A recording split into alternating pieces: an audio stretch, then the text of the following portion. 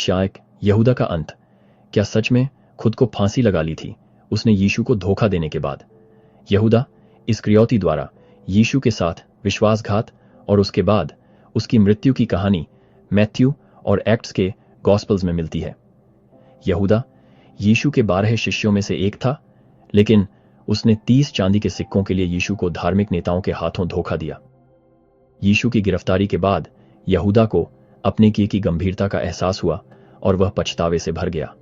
Matthew के gospel में लिखा है कि यहूदा ने मुख्य पुजारियों और बुजुर्गों को 30 चांदी के सिक्के वापस करने की कोशिश की और स्वीकार किया कि उसने निर्दोष खून बेचा है।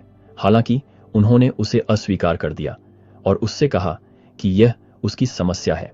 अपराध बोध और निराशा से घिरे यहूदा ने पैसे मंदिर में फेंक दिए और खुद को फांसी लगा ली। फांसी लगाकर उसकी मृत्यु का विशेष रूप से मैथ्यू अध्याय 27 श्लोक 5 में उल्लेख किया गया है।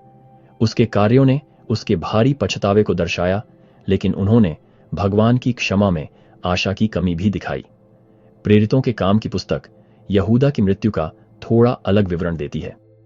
प्रेरितों के काम अध्याय 1 श्लोक 18 में बताया गया है कि कैसे यहूदा ने विश्वासघात से मिले पैसों से एक खेत खरीदा।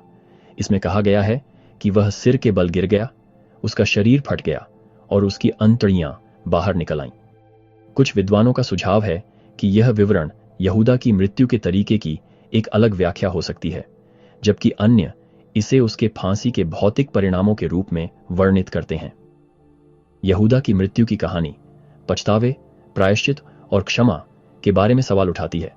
यहूदा को अपने कार्यों के लिए दोषी महसूस हुआ, लेकिन उसने कभी यीशु से क्षमा नहीं मांगी। इसके विपरीत पतरस, जिसने यीशु के साथ विश्वासघात भी किया था, ने बाद में अपने पश्चाताप के माध्यम से मुक्ति और क्षमा पाई। यह अंतर अपराध के समय ईश्वर की ओर मुड़ने और निराशा के आगे घुटने टेकने के बजाय उसकी क्षमा मांगने के महत्व पर प्रकाश डालता है। यहूदा का दुखद अंत विश्वासघात की विनाशकारी शक्ति और सुलह न करने के परिणामों के बारे में एक चेतावनी के रूप में कार्य करता है। जबकि उसके कार्य गंभीर थे, वे हमें पश्चाताप के महत्व और क्षमा की आशा की भी याद दिलाते हैं, जो हमेशा यीशु मसीह के माध्यम से उपलब्ध है।